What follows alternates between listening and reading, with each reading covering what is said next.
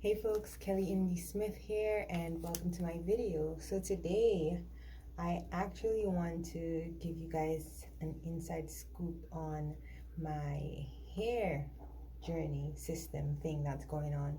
So as I've shared before, right now I currently have yarn in my hair and it's kind of a protective style to allow my baby dreads to kick in because I live a very active lifestyle, so I'm always running, staying active, so that means my hair is always wet with sweat and it unravels very easily when it's wet. So this has just been a way to kind of like allow my hair to stay dry almost, and also allow the coils to just kind of attach to each other. So this is what we're working with, and this is a few weeks old. I think, I don't even remember when I put this exactly, but it's over 3 weeks old. And yeah, I usually sleep with this in there. But what's happening is that some of them just are beginning to come off, right? And it's natural, it's really short. So like this one, my hair is really short right now. This is the actual length of my hair. Let's see. So like some of them, you know, even if I have this, trying to prevent the sweat from allowing it to unravel, like sometimes it still kind of just gradually comes off, which is completely normal. So I have this, I have a few in the back that just come off.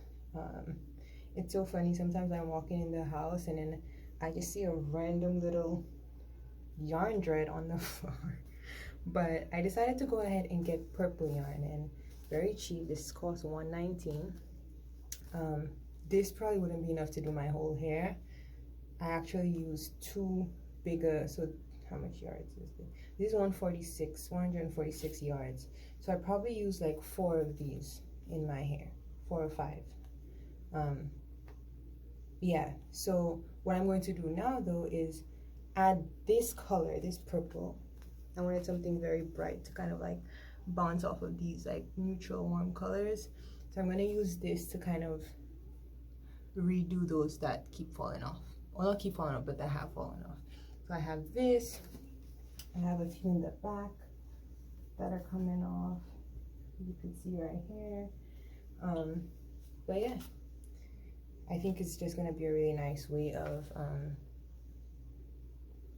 keeping the journey going with the intention of what it was, and then just adding a bit of color and like spank to everything.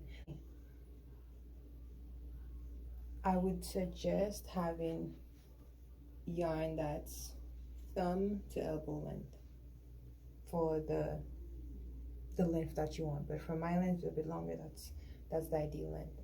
So you're gonna put that in half, right? So we have this. So what we're gonna do now, we're going to cut another piece. And the reason we're cutting another piece is that this is like really thin yarn. Compared to some of the others, this is a thin one. So we're gonna try to create more like depth, I guess, more fluff in the yarn. So we're gonna do another piece, and it'll make sense more. I'm like so horrible at explaining stuff, folks. Just bear with me. You know, I think one day I'll make a better video explaining this, but for now, this will work. Okay, so now we have 2 of these folks. Remember, it's like double thumb to elbow, and then you're gonna fold it like this.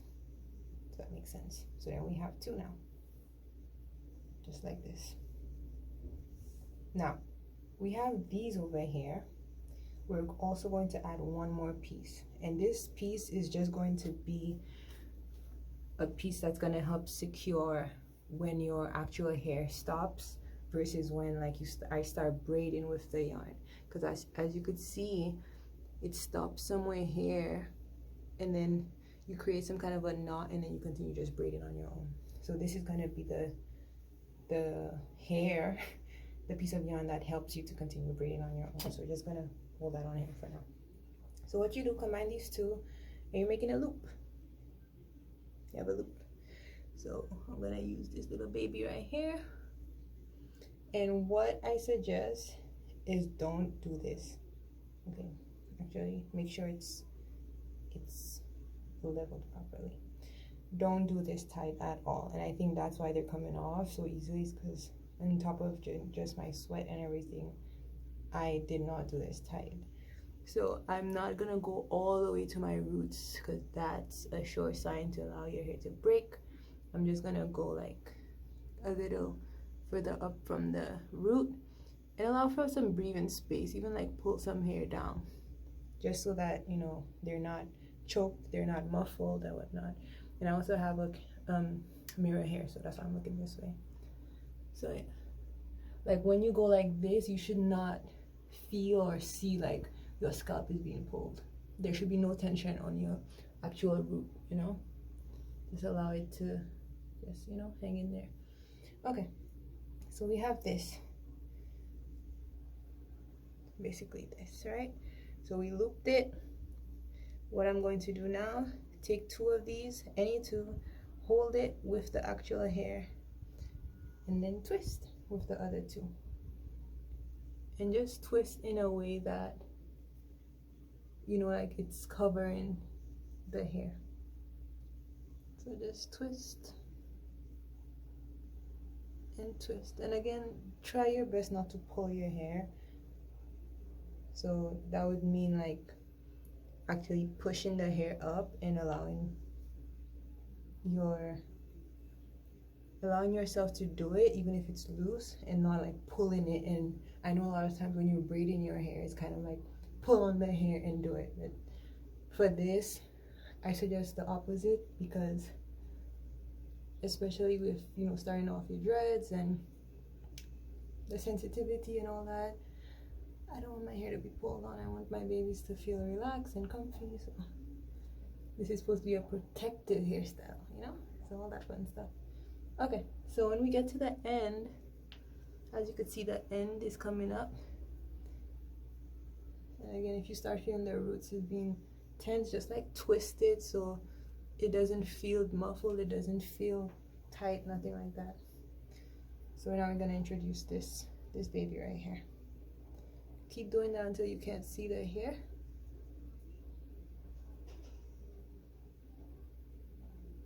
And now we're gonna invite this little baby.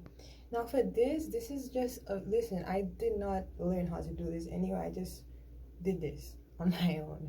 I've seen people like have like yarn all the way, but I just created this technique. Maybe it's out already, I don't know, but I'm saying I never saw it anywhere. So I just freestyle it until it works out. So there's no like special method, it's just me freestyling it. So what I'm gonna do is take this, put it around, and I'm just gonna begin braiding it like it's a regular braid. And while I do it, I'm gonna start like holding on to the other pieces of yarn that I was using before. So they kind of tag team. So now what you see is like they're all kind of just in there together. They're all in this together. And again, don't pull on your hair, just allow it to naturally do what it's doing and just continue to braid it out. Just braid it out. And I don't know about you, but I already like this little extra purple color I see coming in here. It is doing it for me big time. So yeah, I'm just gonna keep braiding that. It takes a lot of patience. A lot of patience. But you could also do the, like, you don't have to do a tight braid. You could do like a really loose, fat, chunky braid. Like give your braid more air and just braid softly, whatever. And then once you get to the end where you see like your yarn is starting to kind of like frizzle out like this, you could either add if you want more, or what I did is like, when I see it's getting to this, I just kind of like, okay, start to wrap it up, and I just do a knot. Do a knot in there, and that's it. That's it. That's what it is. I might actually cut this a little because it doesn't go with my style. My style is supposed to be like a short kind of thing going on here, and it's not doing that. So I'm just gonna give her a little snip, yeah, and allow her to just find her place in the bunch. Yeah. Actually, probably snip another one of her because she's kind of bright. So yeah, that's better.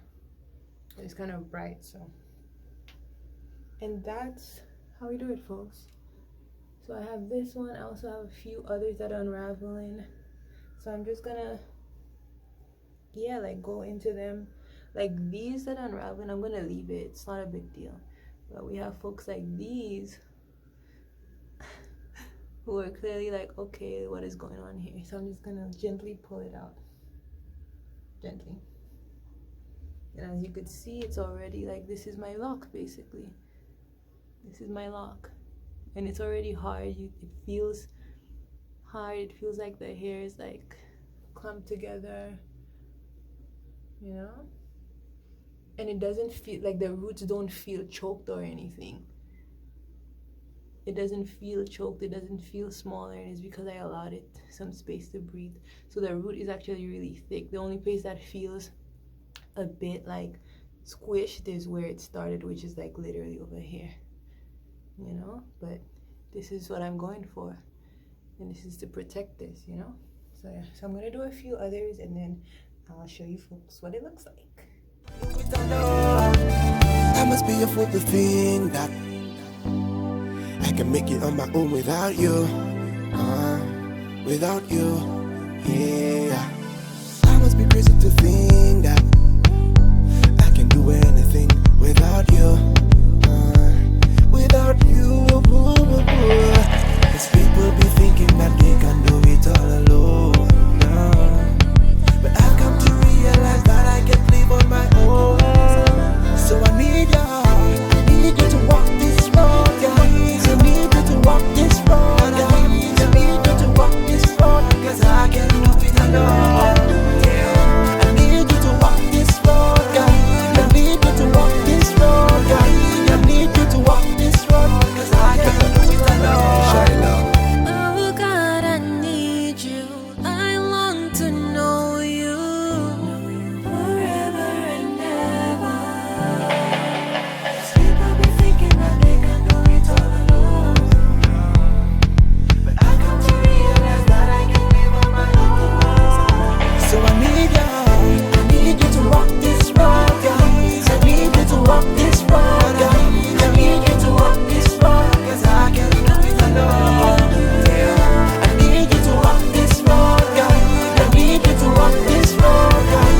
I need you to walk this road, cause I can't do it alone. There are times in our lives when we feel like we are in control of everything and we can walk this journey alone. But then we're hit by life, and then we realize that we're nothing without God. We don't even exist without Him. And the air that we breathe, it doesn't belong to ourselves, but to Him.